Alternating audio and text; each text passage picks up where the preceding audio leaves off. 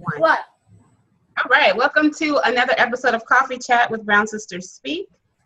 We are a mental health organization for women of color, empowering advocacy and peer support for those living with, going through, or supporting someone with a mental health condition. I'm Maisha T. I'm the founder of Brown Sisters Speak. I'm joined by Zoraida, who is our co-founder, and Simi. She is our special guest today, queer author of Queer Indigenous Girl and Black Indigenous Boy zines, which are pretty amazing. And generally when we start Simi, we usually ask people, what is your sister's story? What is your story of either going through, living with, or supporting someone with a mental health condition? Well, can I introduce myself first? Oh, yes, please do. Okay. Most definitely. I knew I skipped a part. Oh, that's okay. No problem. Okay. So, hello, everyone. My name is Simana Thompson, and I am Akmeratam, which means river person. I'm of the Gila River Indian community, which is an indigenous community of Akmeratam and Pipash, and it is located just south of Phoenix, Arizona. And I'm also on my father's side, I'm Akmeratam from Gila River, and on my mother's side, I am of the Red House people, and my from Dene Nation and Lukachuka, Arizona, and my maternal grandparents are Hopi from Bakavi, Arizona, Hopi. I am a queer, chronically and mentally ill, urban, indigenous single mother of 2 boys, and they are 7 and 9 years old. I have a number of mental health conditions, and as well as my sons. They also have mental health conditions. And hold on a second. If you want to hear my sister's story, it's pretty long. So I don't know. So you can cut me off if you want anytime. But I've been living with mental illness since I was a child. As long as I can remember. I'm not really sure. I would say maybe 8. Could have been before that. But I'm 34 now. So that's about, 26 years of living with various mental health conditions, including depression, anxiety,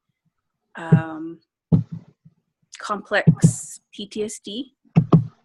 I also have a bit of agoraphobia. Also, I have skin picking disorder, which is on the OCD spectrum, as well as body dysmorphia, ADHD. There's probably more, but I can't remember. Sensory processing disorder. My children, they have anxiety disorder, as well as ADHD and sensory processing disorder. Thank you, Mom.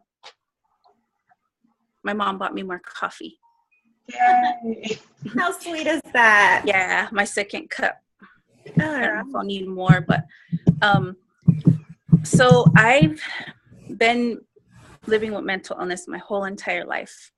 And I had been telling Maisha, right?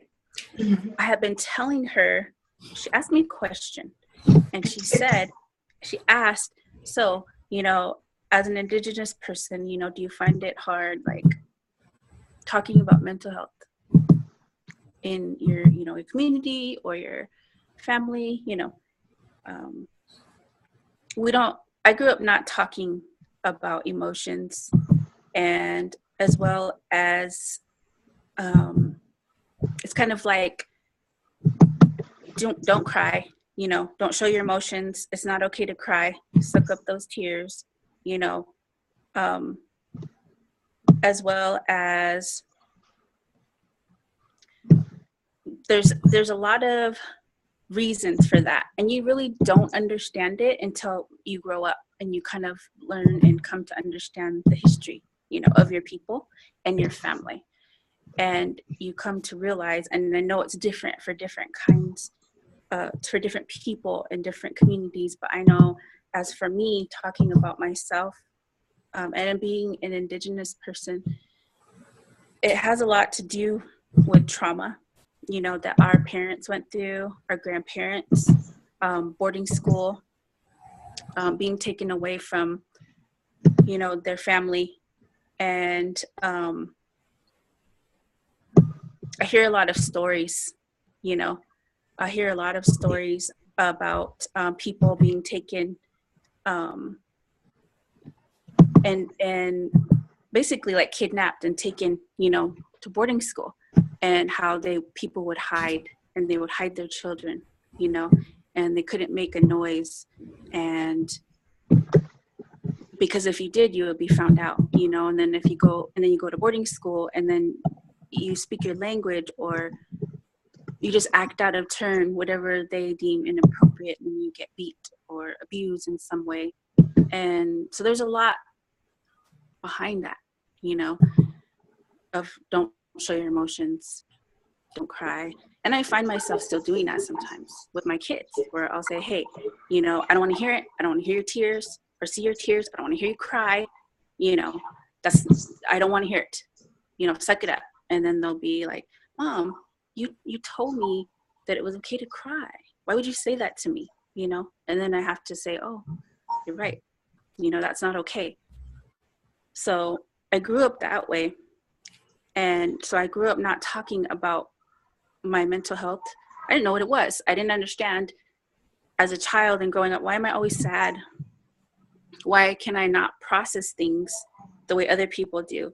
Why don't I understand things the way other people do? Why am I awkward? You know, why do I worry about everything? Why everything? Why? You know, and as time went on, it got worse.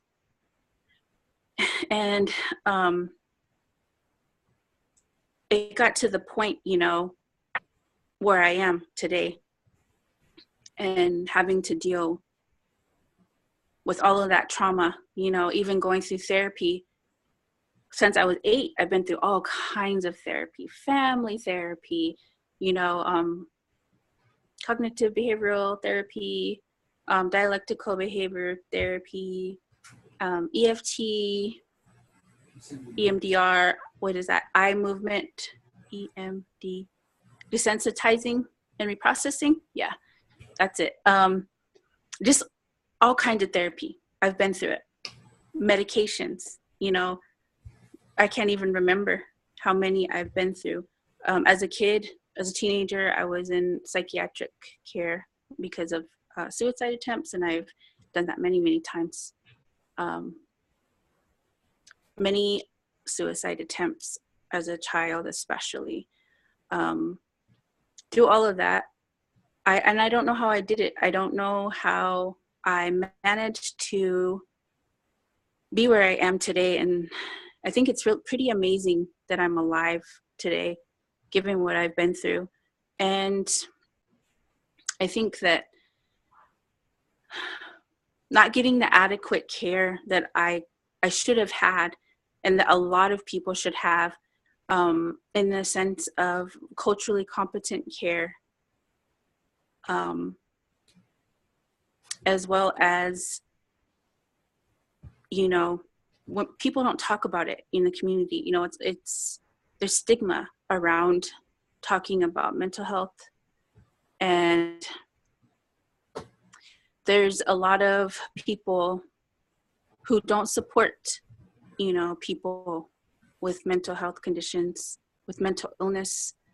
And it's very hard, especially because I'm considered an urban Indigenous person, which has its own history.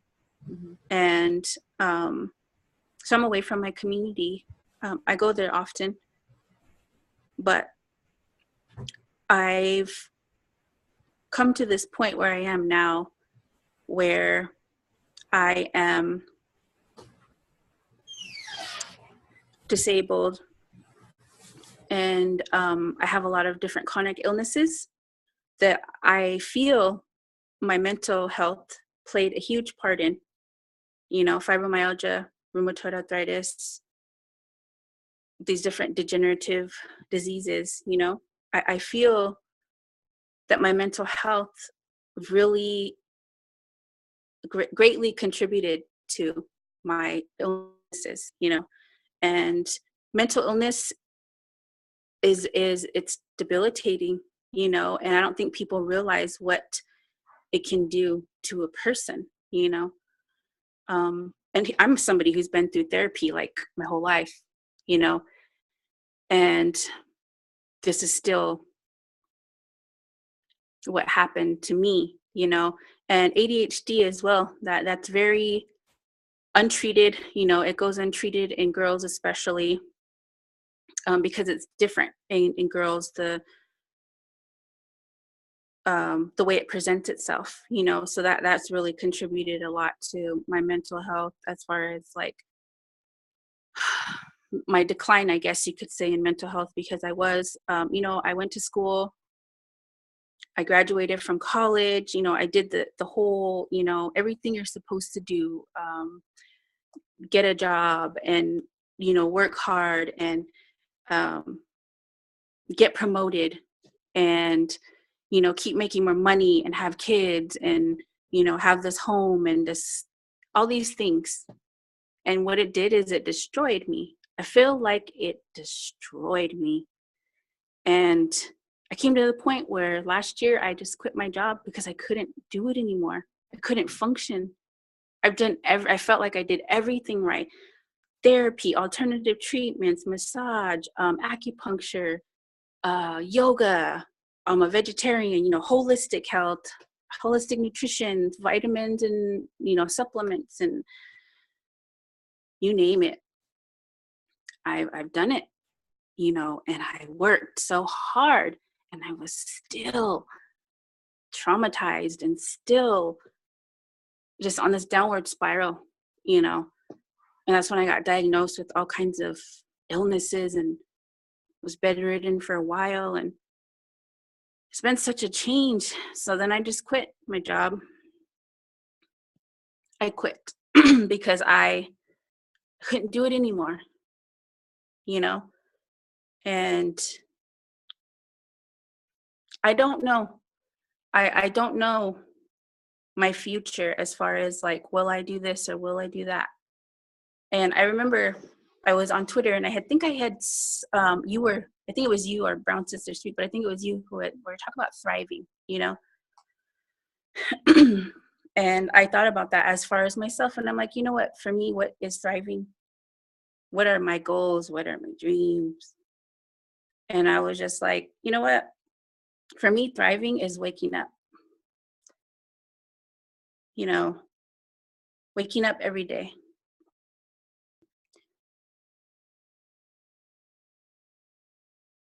And just being alive, and being thankful for that. And especially, when you're having a hard mental health day, which is a lot sometimes, or, I physically, I can't get out because of pain, chronic pain, I just try to stay present and in the moment to say, hey, you know what, this is what it is right now, and I'm going to accept it. There's always tomorrow. And I don't have these big aspirations or dreams, to go back into the workforce and do all of these things. I don't, because I know what that does and what it did to me. All that labor. And I don't want it, I just want to be alive. And I want to teach my kids how to be good human beings. and I want to help them, because they deal with anxiety and ADHD. And they're in therapy right now. They have behavioral management therapy, and they have trauma therapy. They have a mentor. They're going to start karate and basketball. They're good students. I mean, they do the mental health scene. My son's an artist. For me, that's life, For me, that's my future, That's my thriving, is being able to teach them and being able to nurture them and being able to be everything that I never had, And so there's so much to my story, so much trauma, trauma from my own personal history as far as like my family, but there's also this trauma that I think is in a lot of us, as people of color, as an Indigenous person, the historical trauma and the ongoing destruction, I guess you could say, to our Indigenous cultures, every day, and how people just, it's like they just don't care, and it's like we don't matter. And these different projects and things, as far as freeways and pipelines and all of this, people just don't understand what that does to us, so there's a lot of trauma that it is in a lot of us. And I feel sometimes that all of this that has happened to me is for a purpose. And I feel like sometimes that I had all of this, I don't know how to say it, like, I guess piled on top of me, just everything, all those mental health conditions and illnesses and everything and trauma, so that other people wouldn't have to feel that pain. It's very painful, but I just have to live right now, for today. And thriving for me is just waking up and being happy that I'm alive. And to say that to myself, I'm alive today. So that's my sister's story.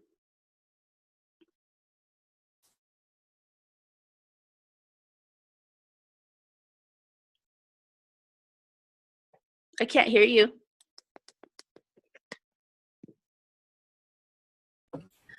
There, I can hear you now. Okay, so yeah, because we mute the background so that way we don't get any noise while you're talking. But okay. I forgot she still muted her. So hang on, let me let her know. She didn't realize it.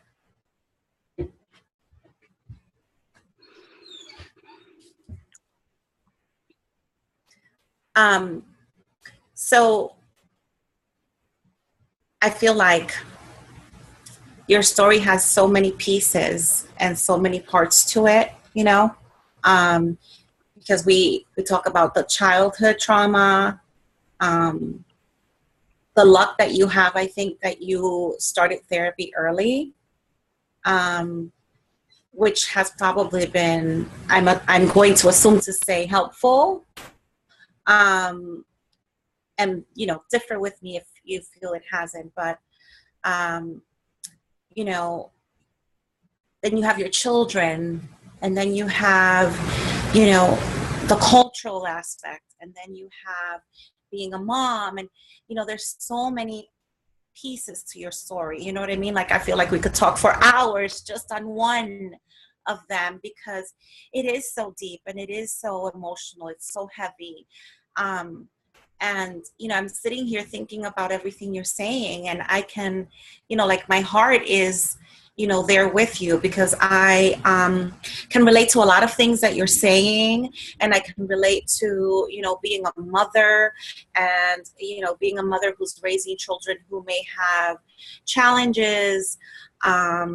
And I guess we're lucky that right now, in the generation that our kids are growing up in, there's just a little bit more out there in terms of care and services and diversity of care of services. At least we know we can seek out services that weren't available 40 years ago. Mm-hmm. You know, where our society as a whole, you know, there was so much stigma around mental health, that mm-hmm. how it was viewed then is so different to how it's viewed now, you know? And with every culture, I feel that there are stigmas, you know what I mean? Asian culture, Latino culture, you know, your culture, all cultures go through stigmas, because we're all human beings, you know? We all respond the same way. You know, we're just humans that look different. But back then, it was just something that was not spoken about. It was like, you know, the cursed child or the cursed family and all these different things. And that's how pretty much every culture looked at it, you know, the not normal within what was normal, which wasn't, you know, all that normal. You know what I mean? And I think that you've done a great job of getting care for yourself and getting care for your kids and finding ways to cope. And, you know, I have to, like, send you a virtual hug and just tell you, you know, what an awesome job it is to just talk about it today, because mm-hmm. that in itself is kind of like shedding off a skin, mm-hmm. you know, and talking about it and feeling like you're somewhere where you could talk about it today. Mm-hmm. And you're being listened to and you're being acknowledged. And mm-hmm. that is hard to find in our society, somewhere where you could talk and feel that what you're saying is on a judgment-free zone. Mm-hmm. Because human beings are so judgmental, right? Mm-hmm. And, you know, I think that, like, you know, you have developed doing designs, and that is a magnificent work that you're doing with that. And for your kids, it's just like, you know, like, what an outlet you've created for them, you know. And I actually was sharing that a week ago at my work, because, you know, I work with people who have intellectual disabilities, mm-hmm. and a lot of them are also dually diagnosed with mental health. And so it's finding ways and finding outlets. And I'm like, what a great outlet this would be for them. It's something at a childhood level of understanding where this is something that they can relate to. And, you know, I was actually sharing with the staff and, you know, saying how, you know, they can do this and this and this and that to help them, but also to educate them and also to do this. And, you know, so I feel like wherever we are, we can be a voice for someone else to help them through their journey. And so, you know, all these different things that we are surrounding ourselves with, encountering, sharing, are things that we could pass forward, share forward. You know, we can make things better for someone else. Perhaps it's not so great for me, or it's not the best for me, or it's not the best for you, but your journey and your story and your coping mechanism may help thousands of people moving forward, you know. So this is what I feel is so great and so awesome about what we're doing and how we're sharing with one another, because everything goes around full circle, you know. And you know, it's really amazing that that you can share with us today. and that you felt like you can talk about it. I know you were feeling so much, and it just may bring up so many much more emotions. And, you know, with PTSD, it just may trigger things in your mind. And, you know, I could see the language, you know. So, you know, a lot of self-care today. Do something to pamper yourself today, because I know you're going to feel a lot. And when we talk about all these things at the rest of the day, it's like we're still processing all those things, you know, because this has been your journey. You know, this has been your journey to endure. And now the fact that you decided to stop working and decided to find a better way to care for yourself will be another journey. You know, and definitely continue to do what you've been doing, because you're going on the right track and you're doing such great things, you know.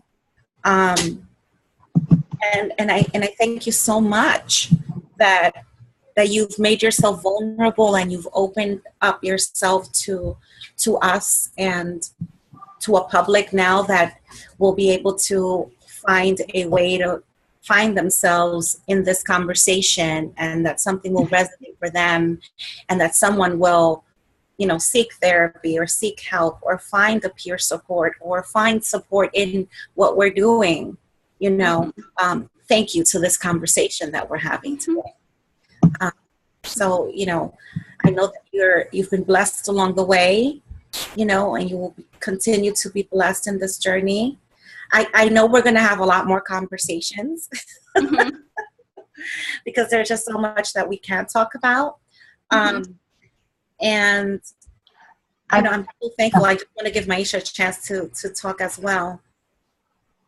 That was powerful. That story was very powerful. And to piggyback off what Zoraida said, I appreciate your vulnerability and your willingness to just be open.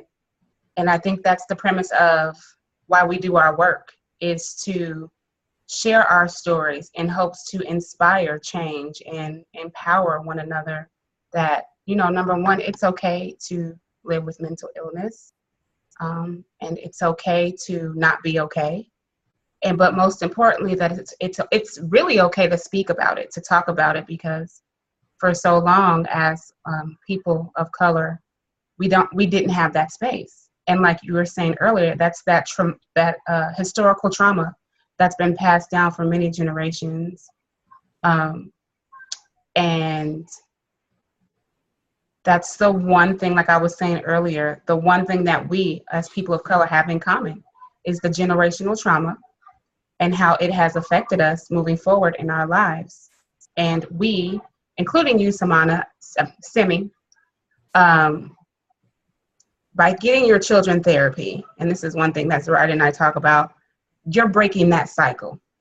And I think that's one of the most powerful takeaways that I'm taking back from this conversation, is that your story, Zoraida's story, my story, all of us who are mothers or single mothers, because that's the one other thing we all three have in common. We're single mothers. We're stopping this perpetual cycle of not speaking up about mental health, about not getting our children help, and not allowing our children to have emotions.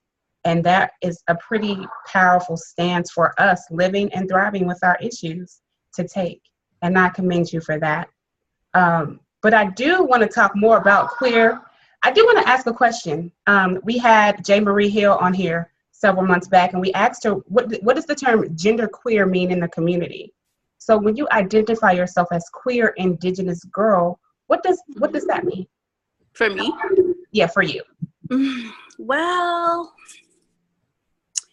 so as far as me identifying as queer openly, that recently just happened, like within the past year. I've always been really private, you know, around everybody. I mean, it comes a lot with the trauma too. It's not trusting people, you know, and isolating, only letting people know you to a certain extent,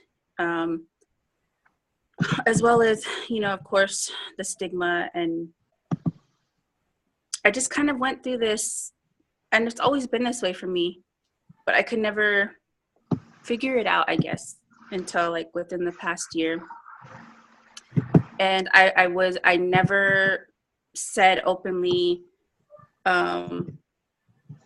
really to anybody, you know, that not only did I'm mentally ill, you know, but I'm also queer. And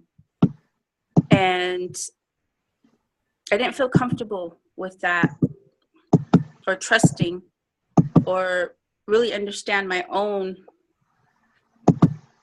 thoughts or ideas, or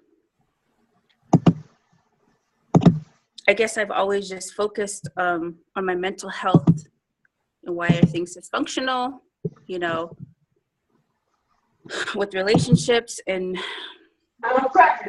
you know, this and that. But I think once I quit work and I was allowed the time and the space to figure out things for myself, and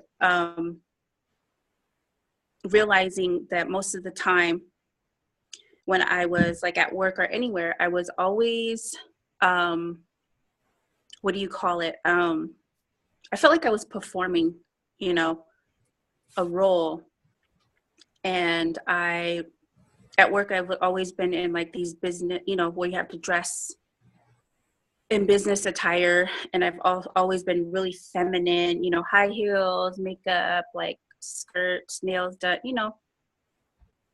But I always felt like I was, like it didn't fit, you know. And it was like my 9 to 5. And when I would get home and take it off, I still couldn't find myself. Like I felt anything I put on just wasn't right. And it has a lot to do also with body dysmorphia, you know, these ideas about my body, exaggerated, you know, or because body dysmorphia, if you have it, is it's basically like focusing on a part of your body or more than one part of your body, and like maybe you have a little flaw and you just exaggerate the flaw, or you imagine a flaw that's not even there. And it comes to a point where I just wouldn't, I wouldn't look in mirrors, I wouldn't go shopping, I didn't understand, you know, like what, I don't understand, I don't know how to name this experience that I'm going through, you know. And I became comfortable with performing that role and being at work and people seeing this certain person, you know, this really feminine,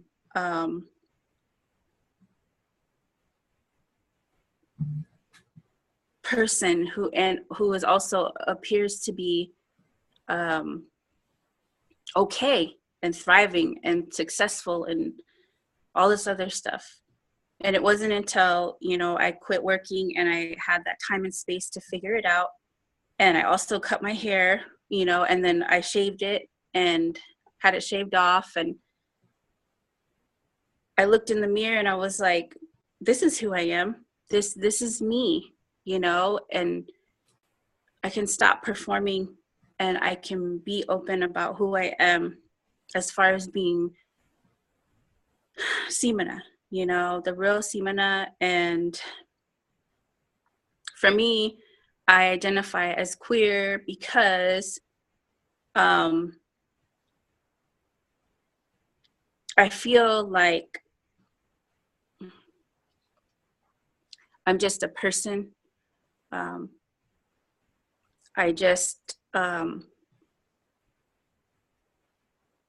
say that I'm a woman, you know, I'm a mother. You know, but I also feel like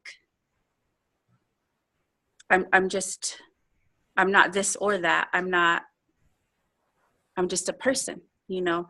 And I feel that I can be, you know, whoever I choose to be. And I feel as far as like, you know, sexuality and orientation, I feel like, you know, I love everybody. I like anybody. I would say that I guess it fluctuates. I would say that I'm what they call gray ace, you know, gray asexual. Kind of don't like having sex, but I do like rarely. That fluctuates. It depends on the person. I also, I guess you would say it's like pan-romantic, where I can be involved in like romantic or have romantic, I guess, feelings for just about anybody, you know, however they identify, as a man, woman, you know, non-binary, trans, genderqueer, whatever. But it fluctuates, it changes. It all depends, you know, and I'm still learning a lot as far as what all that even means. You know, it was really confusing for me for such a long time. And I really didn't know what it was. Like, is it because, you know, I was traumatized as a kid? You know, was it the sexual abuse and the sexual assaults that I had, you know, that happened to me throughout my lifetime? Or, you know, what is it? Like, I don't understand. And so I had to do a lot of like searching within myself, as a lot of reading, talking to different people. So for me, that's what queer means, you know. And an indigenous girl, I mean, I'm indigenous, you know, and that's just how that name came about, you know, as far as what I titled my zine. But yeah, that's what it means to me.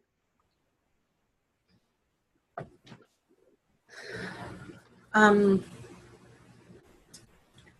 we can't hear you. You can't, because I have the kids in the background. So Zoraida, take it away. That's why I'm going on and off, because they're in the background. Okay. I'm in a daze right now because I'm listening, and I'm learning as I'm listening to see me, and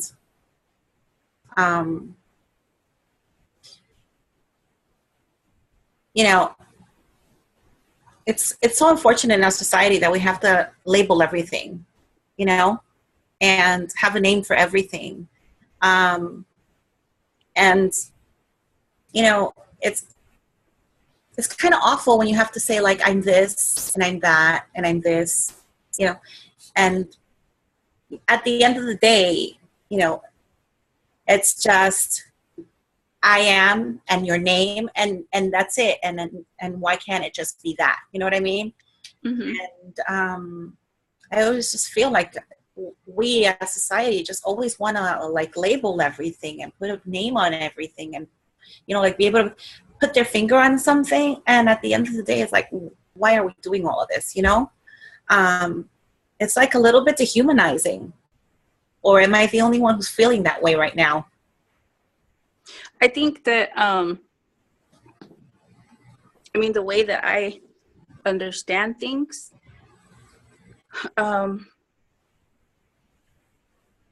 coming from my own perspective, you know, coming from the perspective as an Akmeratam, which means river person, you know, as coming from an individual perspective, because I never could speak, you know, for my people, but just my knowledge and my understanding, you know, and in other indigenous cultures, you know, there was people, and there still are, you know, who the term that people use, that some people, because it's not all indigenous people use that term, but what they say is two-spirit person.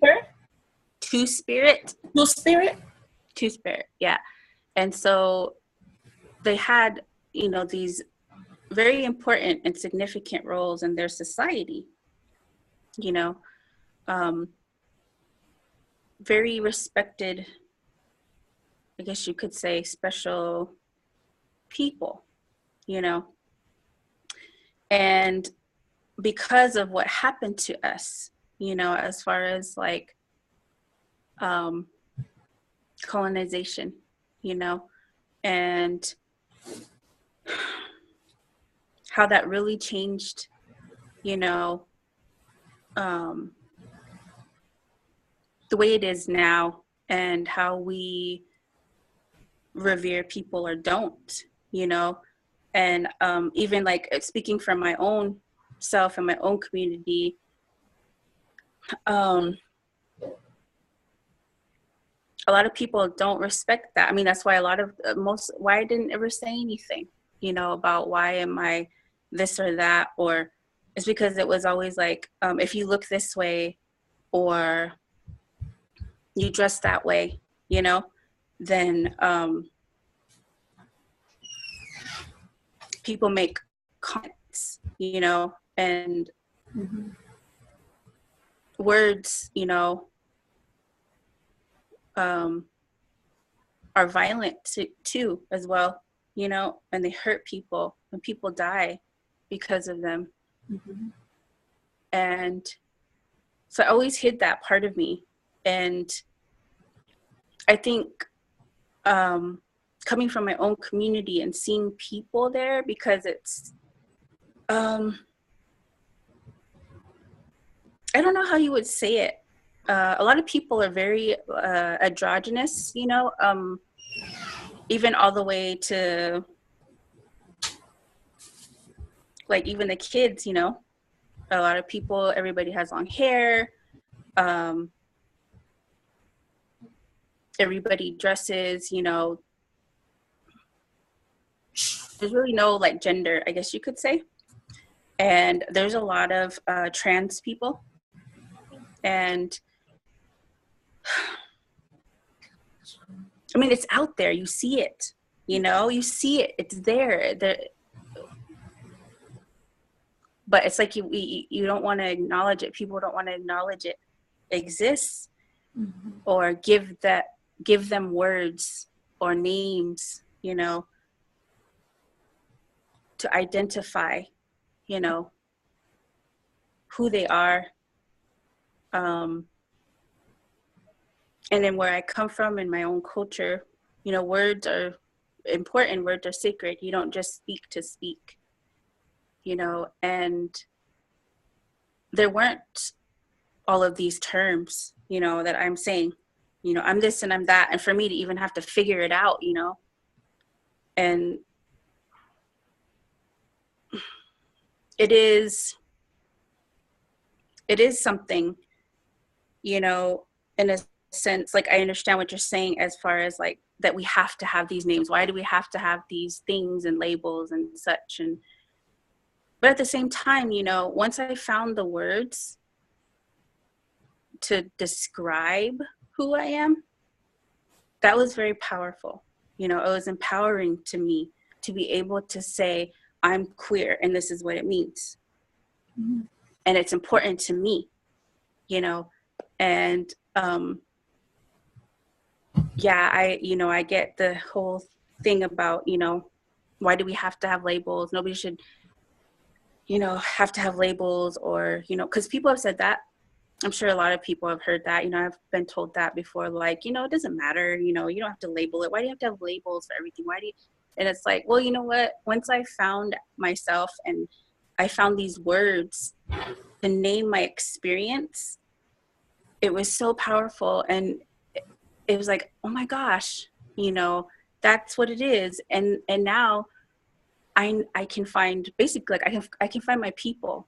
Like, I can find people who identify in the similar ways, you know, and there's community out there and people who have these similar experiences. So language does matter, you know. It does matter, and it has to exist, and we had to create these things and these terms to be able to have, because naming something provides a sense of place, you know. It provides a sense of place and your connection to that place or that space. So that is my take on that.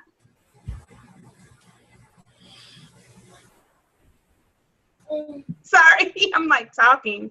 We have to make a quote of that, because naming something provides a sense of place and connection to that place or space. That's a quote. You'll be seeing that on social media later.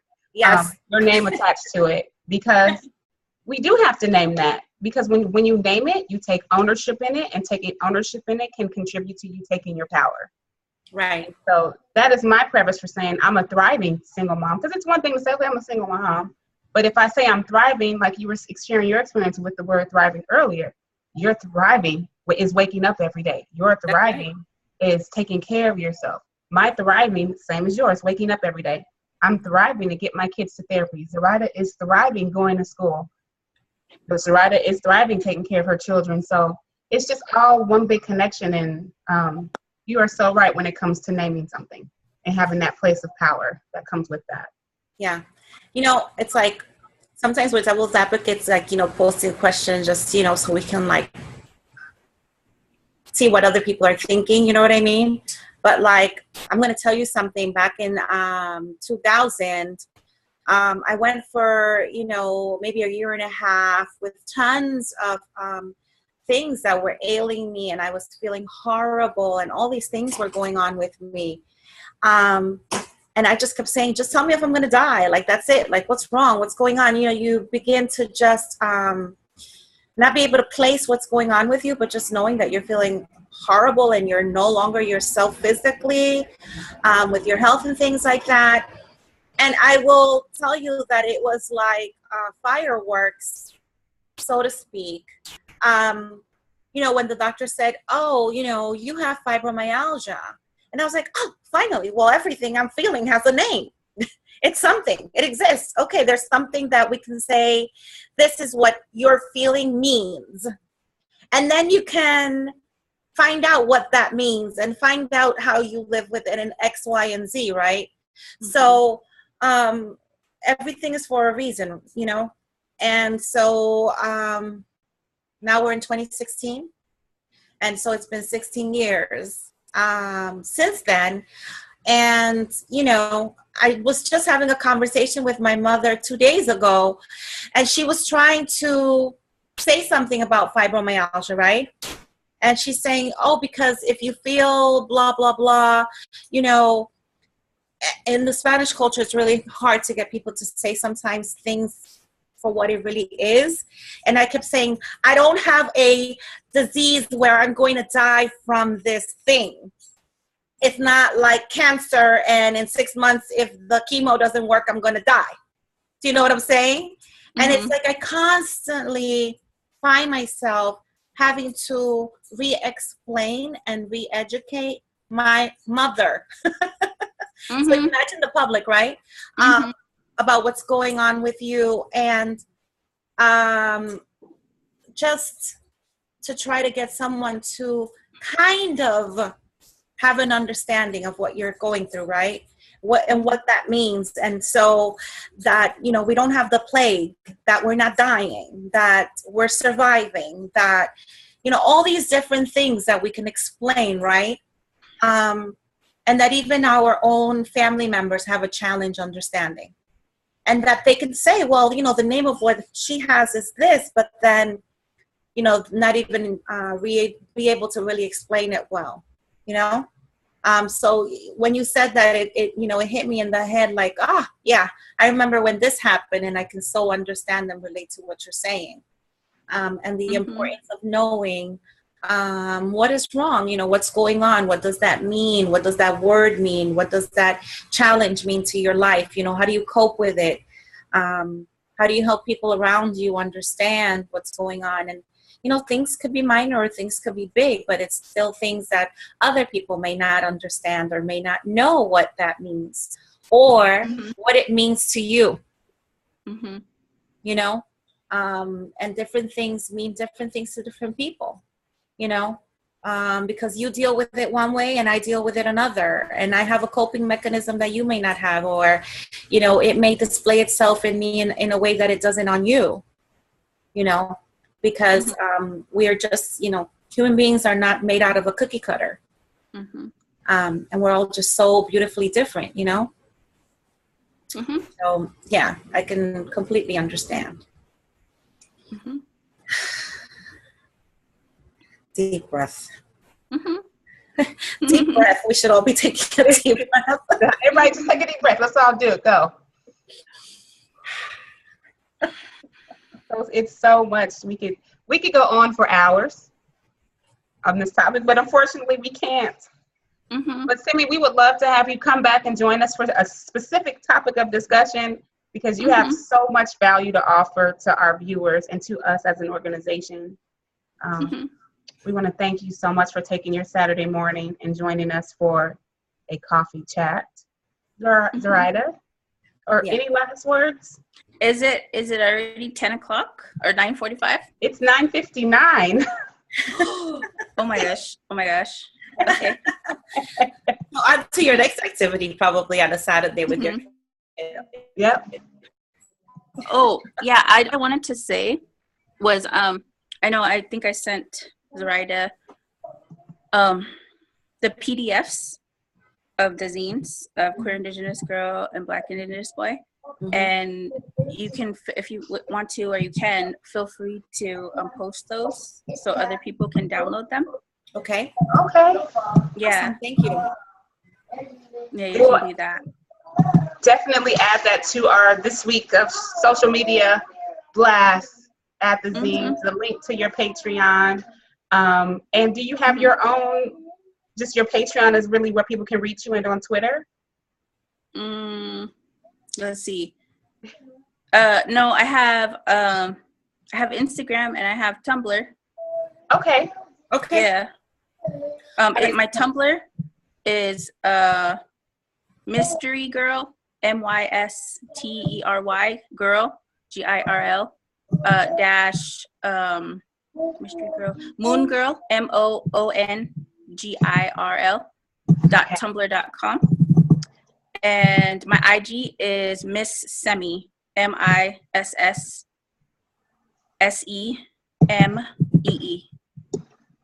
And then, of course, my Twitter, so. Okay. And my, what is it called? A Patreon account. Yeah. Yeah. So we'll post all the links. Okay. Yeah. For you, definitely.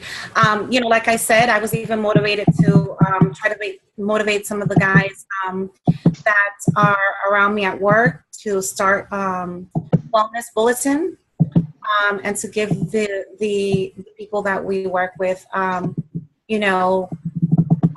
motivator to kind of be able to make their own boards and use them as communication pieces, because for a lot of them, communication is a very big challenge. Speaking is a challenge. Being verbal can be a challenge, but definitely, using pictures and things like that is a form of communication. So, thank you for that idea, because it's definitely, an amazing idea. And, we definitely will share it forward. It was definitely a pleasure to meet you. It's been a pleasure, getting to know you for this short while. I know we'll continue to chat and we'll continue to tweet, and, share stories and so forth. We'll definitely leave the open door to welcome you to come back and do another chat with us someday. We'll pick a topic and, talk for another while. Thank you so much for being open and vulnerable and sharing with us today. Thank you for having me. You're welcome. All right, you guys have a great day. All right, Okay. you guys. Thank you so much. You too.